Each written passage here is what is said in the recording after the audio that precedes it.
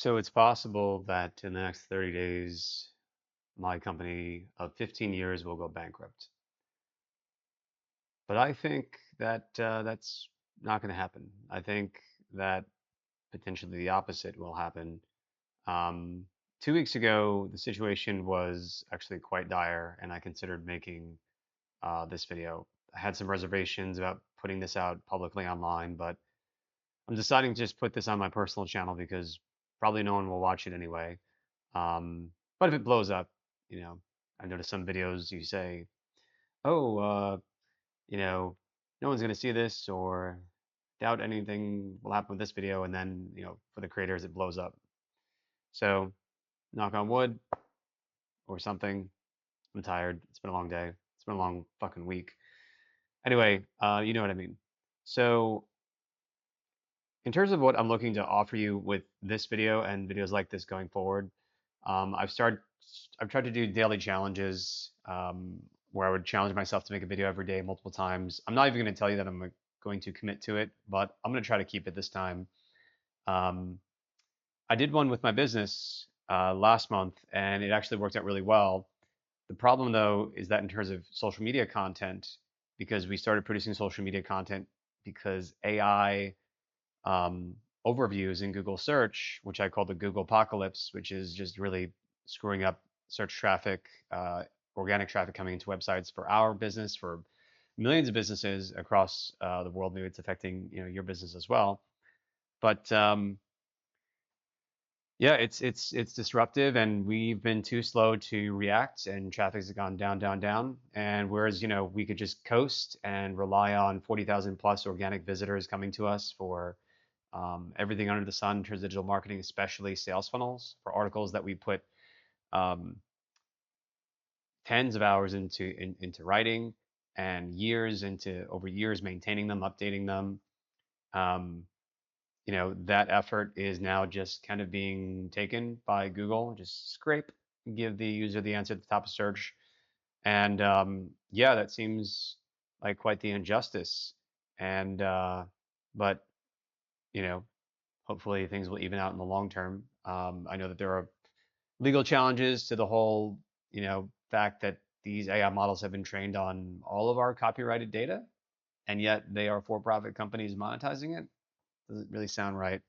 And then on top of that, it's kind of like, oh, screw you. We're also going to put it into AI search. And I understand, Google is a public company. They have to, they have been facing an existential threat from ChatGPT, and things have kind of stabilized, but it's been an all hands on deck moment for the last couple of years at Google. So yay for them. But for businesses like us, like my company, like Robo, um, we have faced a significant challenge, especially in recent months, and it's been a not great summer. And things got just quite bad about 4 to 6 weeks, 4 to 6 weeks ago, because we had payroll and a cash crunch on top of that with a chargeback from just a completely unreasonable client. Um, and we've been in business for 15 years. There are times when in delivering a service where we're not perfect, but as a company, we are good, and it is important to me in terms of having integrity as a business that if we do something wrong, we fix it. We take responsibility for it. And this was not one of those cases. Um, so this client was like more than 2.5 months into her 6 month contract. She prepaid. She received a discount. She got dozens and dozens. She had 30 projects done, over 100, 100 to 150 tasks, somewhere in that range, as part of those projects, deliverables that she benefited from that she gave to her own clients and whatnot. And then, oh, sorry, I'm gonna do a chargeback, but it's just a partial chargeback, and blah blah blah, and I'm just doing what's fair. And no, she did 100%, and it was a large chunk of change at like in very inopportune time in terms of cash flow. So, and a lot of businesses I've noticed in terms of the problem here, like primarily related to like distribution, right? Um, you know, and a lot of gurus, they say, oh, including Hermosi, he's like, oh, you don't need more clients. You just need to like do a better job of delivering your existing service or product to customers. You have to make it exceptional, and that's great. I believe in that. We're constantly making it better right now, but at a certain point, you need to be acquiring customers at a certain speed in order to also grow.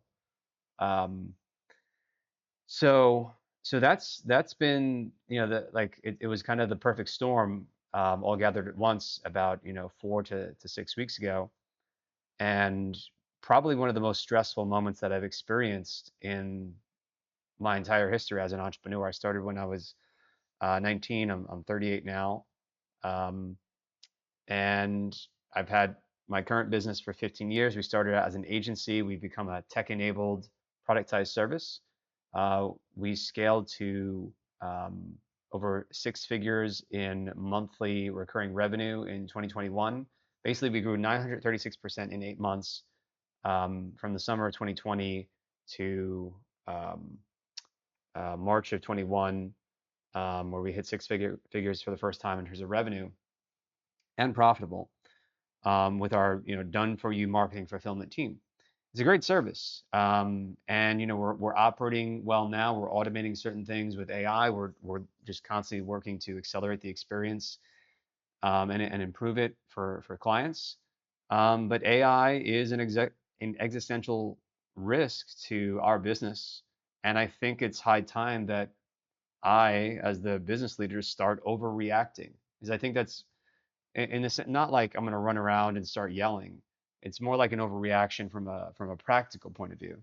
I think that the businesses that don't wake up, if they haven't already woken up to this and just start taking it extremely seriously, that you need to have some sort of an AI strategy in terms of things are just going to keep advancing. Things are going to keep getting automated.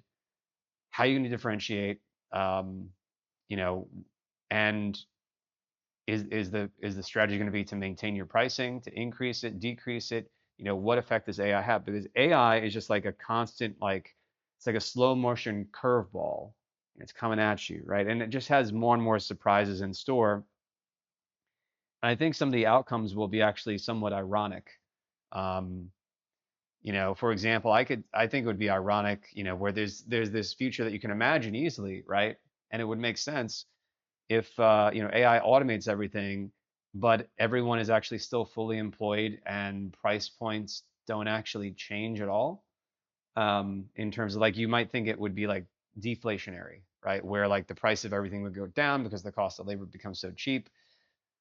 It's possible that that happens. Maybe we hit an inflection point again with AGI, and shortly after ASI, because AI is able to start improving itself. Now, will OpenAI and other similar companies be the ones to actually do that? Remains to be seen. I'm skeptical for reasons I can explain in another video if you're interested in that.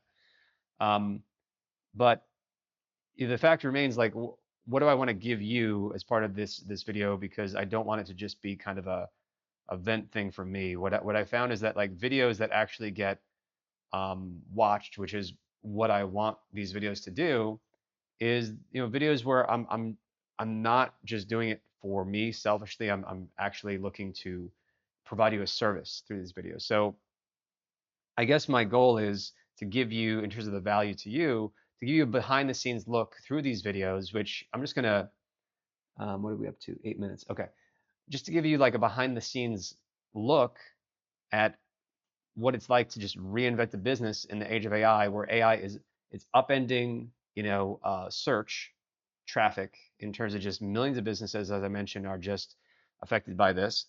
Um, and traffic has gone, for us, as for like HubSpot, for example, publicly traded company, the traffic is down, depending on how you measure it, it's down between 80 to 90%. So like in 23, I think they were doing like 16 million visits to their blog, and they're down to like 3.7 million. If you go a little further back, they're at 24 million. So it's between 80 to 90% drop in search traffic. So that's huge. Um, so there's obviously a huge need to adapt to this, because some of the most sought after and most valuable search queries and highest volume are getting AI search overviews at the top. So it's called a zero-click search. User types in something to Google, no need to click through, no need to click through at all. Um, and that's the first part. And then also, AI affecting how we deliver our services.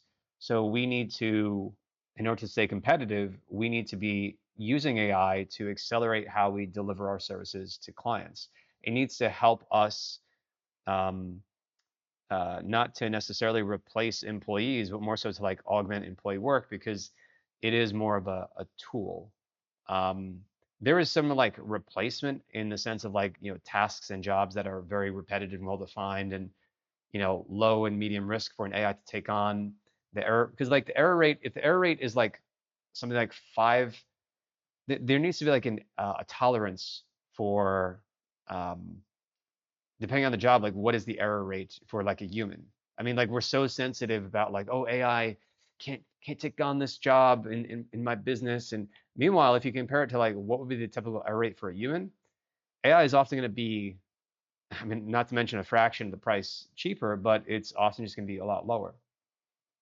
The problem is that like it's we don't we devalue something if we see that it's made by AI. So there's like a fine line to walk where like if it accelerates the process, but the core value of, because like if a human, if AI can do like 95% of a task and have like a 5% gap in terms of either quality and or the error rate, and the human comes in and just like is able to like polish out that 5%, um, the value is often in just like that created completely just in that 5%, because it makes it, um, you know, let's say it was like a social media post, and we were writing the social media post for clients. Well, yeah, they could go themselves to ChatGPT. They don't have to ask us.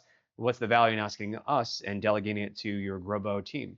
It's like, well, you delegate it, and it's obviously it's done for you. Okay, sure, I can type it into ChatGPT. It saves me a few seconds, but I'm also typing it into the Grobo project management platform. Well, what happens is, the difference is that yeah, it's created, but like then the human is iterating on it. The human is the tastemaker. The human knows how to write for other humans. It's just much more reflected and refined, and it doesn't have this like hypey bullshit generic tone to it. It's much more customized to the target market. So again, like even if it's just that extra 5% of polish, this is what makes all the difference in terms of the value creation. It is in that 5% of work, relatively speaking, right? Compared to like the amount of time that maybe it used to take a human to do it, or however you measure that. So AI is affecting our done for you services. We it used to be very attractive, for example, that clients would sign up with us because we had unlimited content and copywriting as part of the service, and we still do. This was before AI, um, and for a subscription fee. And now like that has affected, um, just in the last, we've adapted to it at this point, but it affected, the value perception. So the value perception shifted a little bit from that more so to, okay, well, it's all these other skill sets. They can help me with things that AI definitely can't right now, which is like setting up apps, managing my CRM, deploying automations and funnels and hooking it all together, designing it, writing it, designing it, testing it, hooking it all together. That's something that AI cannot do very well at all right now. And again, even to the extent that it can, it's that final 5 to 10% of polish that just makes all the difference, all the difference, and just it's what the our client users do not want to spend time on. So and therefore it's worth it. Um, and we've actually increased prices recently. It's interesting because, you might think like, well, wouldn't our profit margins have grown with AI? And it's kind of it's a more complicated question, because it's almost like the service is being used more often, not less. Um, Partially because maybe like we've been able to speed up the delivery of certain deliverables thanks to placing AI in the process. So I think it's, I think there are a lot of factors there, and our data may be anecdotal compared to yours, but yeah. So that's what I want to offer to you is with these videos, a behind the scenes look at how to reinvent a business in the age of AI. Um, so getting back to kind of like the story, you know, cash flow is not strong, but we've started to close the deficit a bit in terms of the cash flow. And the thing that I'm wrestling with right now, and hopefully this part is interesting to you. I'd love to hear from you. Do you find this fascinating? Do you find this valuable? Because I'm just going to speak about the thought process of like how to solve these problems. Because honestly, like as a business owner, 15 years, we've actually been in tighter spots than this. And it's really just because, again, I blame myself. I took too long to kind of wake up. I've always been like a grass is greener mentality type of person, for better or worse. Grass is greener mentality, a grass is greener entrepreneur mentality, and that's not always good. Just, you get distracted by shiny objects, and you think, oh, the original big idea isn't big enough. We got to do something fancy over here instead. Oftentimes, just like sticking to the plan is a good portion of success. Just it's so tempting to just go off and do something else. And it's always been those times when I've been singular minded in my focus that we've made the biggest strides in terms of growth. And it's only when I've gotten away from that and said, oh, but now that we have the resources, we can kind of like go over here and try this new thing. You know, and other times, you're too close to the problem. You're too close to the problem to really be able to understand, okay, well, what is holding us back? And there have been times like that too. But yeah, so we've kind of stabilized the cash flow situation.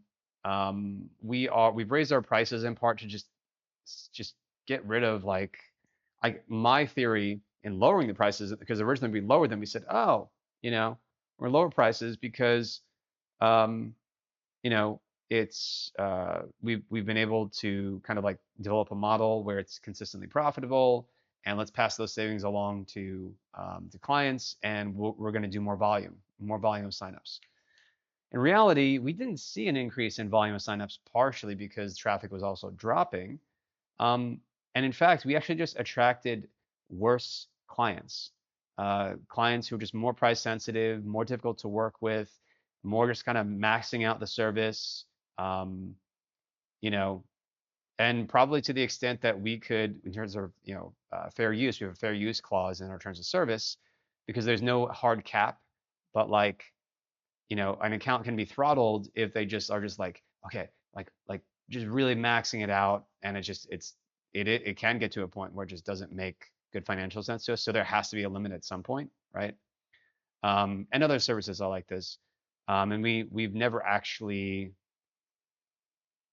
we've done that maybe once or twice for across hundreds of clients where we've actually had to throttle someone's account, maybe three times. Um, so and just like invited them to like upgrade or something like this. But anyway, like our margins are much better with the higher price points, so that's good. We've also just like we've got rid of our. It was like pretty complicated in terms of we had like a 7 day for $7 for 7 day trial, and then a 14-day guarantee on top of that, and that was a little bit. It's like too much, So we just got rid of $7 for 7 day trial, raised the price, um, and instantly our margins are better. We made two sales um, last week. We made one new sale this week. Was like so that's three new accounts in the last. I mean, today's Thursday, but let's say a week and a half, um, and that's pretty great. And I'll talk about how we actually did that because it's evidence of a turnaround. It's also reflected in our stats. Um, so and it comes down to like just one word, right? Just the strategy is really just one word, and it's just about trying to figure out like how to like turn that into rocket fuel that where we can just yeah. So once you hear that word, it's gonna really open it up for you. But So two of those sales I think were returning clients, and one was a brand new client, and it was just kind of nice to like see, oh, we don't have to like hustle really hard for a week because someone spent $7 and they took it less seriously. It's no, no, they paid the full price, they paid the higher price that we just raised it to, and that cash flow was brought in immediately instead of maybe a week later, maybe a week and a half. They, had to take more time or whatever. Um, you know, and they might be just kicking the tires or whatever. Um, it's like, no, no, 14-day guarantee. Great. Try it out. Is it a fit? Awesome. Most of the time, it's very high conversion rate. So, so yeah, that's kind of been pretty cool and eye-opening. Sometimes like change, you're scared of it, but actually seeing it work is it's like, oh, well, we should have raised our prices sooner because raising prices again can be kind of cumbersome or scary. The other thing too is like we had to like get everything lined up in the funnel in terms of like updating our demo video and the pricing across our site, and because it was mentioned elsewhere too. And we've since done that, or we did that all at once. Um, it was also pretty good because it created some interest. Like people would buy after we raised the price. They just some like just didn't even care, which is also kind of a data point by itself. But it also created some perceived scarcity, and thus more people wanted to get in at the lower price point before we raised it. So that was also kind of a cool advantage to doing it in the first place. Um, so it hasn't actually lowered interest at all. And what are we doing to actually bring more people in? Well, what's working and what's working for this turnaround? I started a daily content challenge on the main channel for the business, and we've been publishing daily for was recording for like 12 or 13 days straight. But then the team couldn't keep up. I had to like stop, kind of like work on helping, make edits to, the content that was, because like it was like the YouTube video was like the cornerstone for it.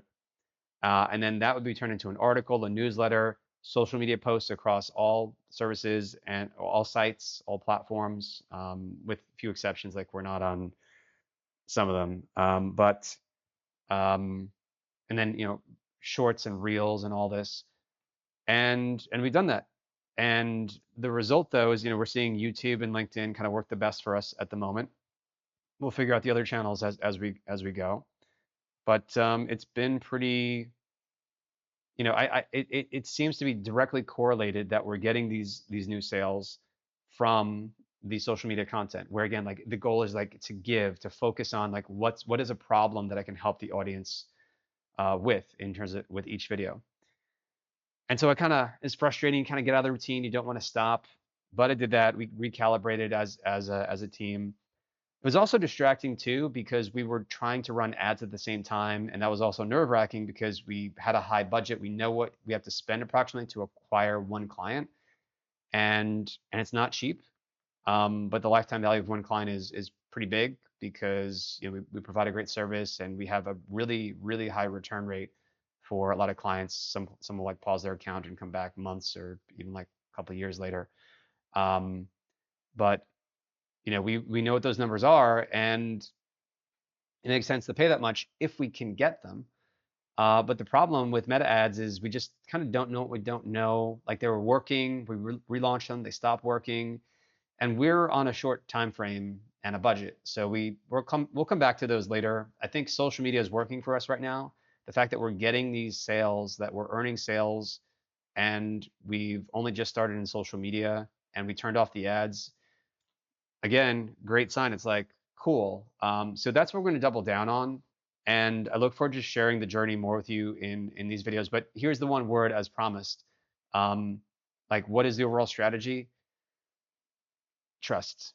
And I know it's like, well, duh, Matt. Okay, trust. But hear me out. So trust is underrated, in part because it is a cliche that you might hear from other people. No like trust, no like trust.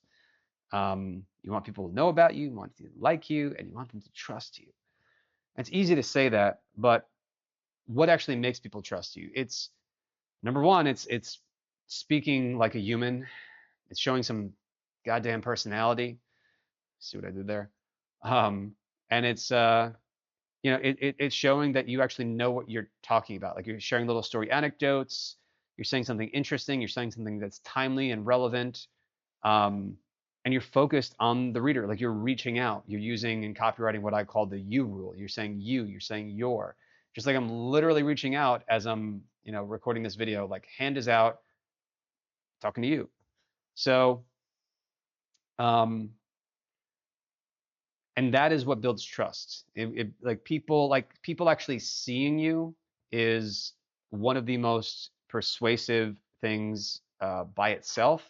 But then you combine that with you actually know what the hell you're talking about, and shocker, um, if people take action on the ideas that you're putting forth, and or your ideas seem reasonable and logical and grounded, and or they help to predict the future in terms of what's happening, and or they help just add value in terms of people being given peace of mind to solve problems that they have in their business, or if you're B2C in their life as a consumer. Awesome. I mean, they're going to want to do business with you.